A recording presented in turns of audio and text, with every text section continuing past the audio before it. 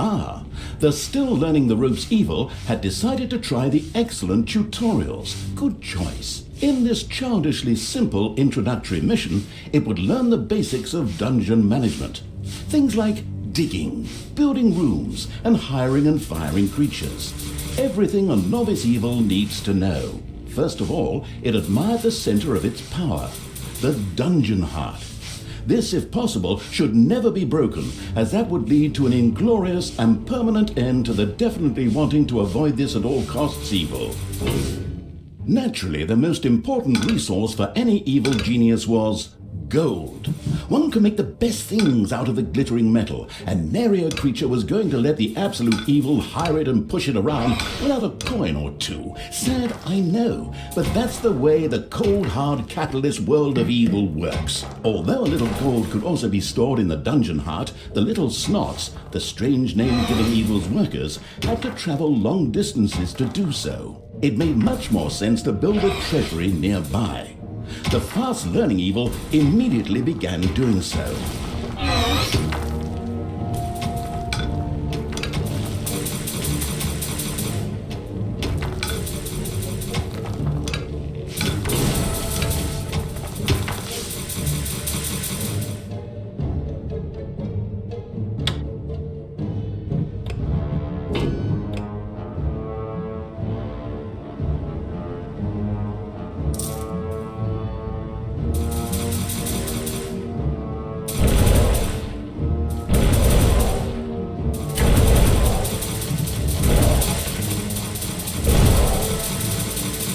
Sometimes the bored evil's little snots didn't work quickly enough. That was the time to give them a hearty slap with the hand of terror.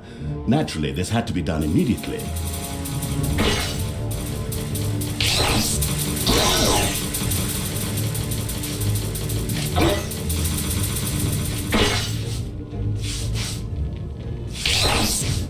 The calculating evil threw a cagey glance at its population limits.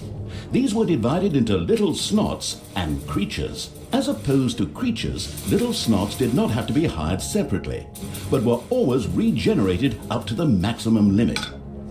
And so it was that the massacring evil didn't have to worry if one of these miserable creatures died. It simply had to wait for the next one. At the same time, the little snots were the dungeon workers who dug the galleries, mined the gold, and took care of any number of other things.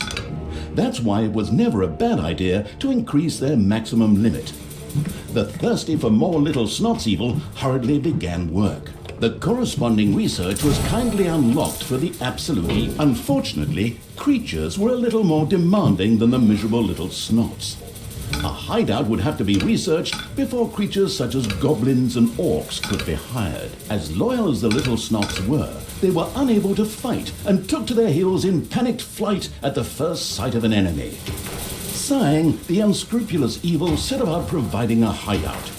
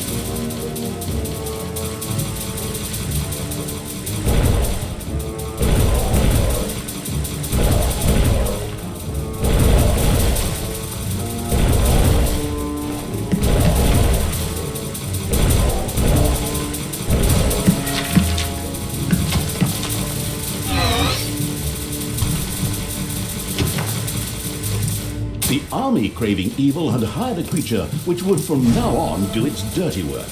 However, each creature consumed a population point.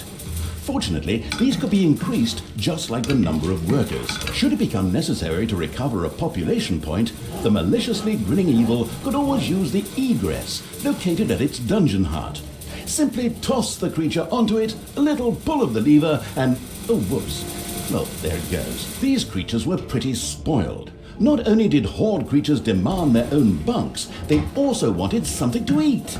Otherwise, they would soon refuse to do any work whatsoever and go on strike. The deeply sighing evil had no other choice than to build his creatures a gobbler farm to satisfy their hunger.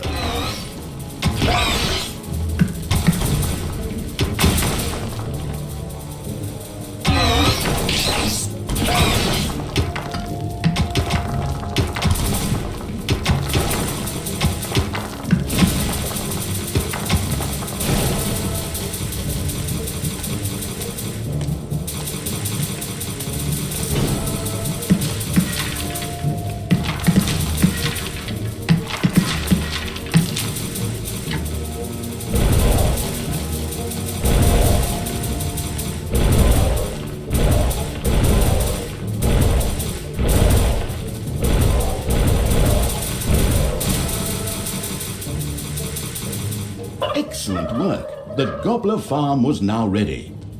Later, the creatures would also demand other things, but for now, they were satisfied. The fast-learning evil had mastered the first tutorial with flying colors. Excellent work.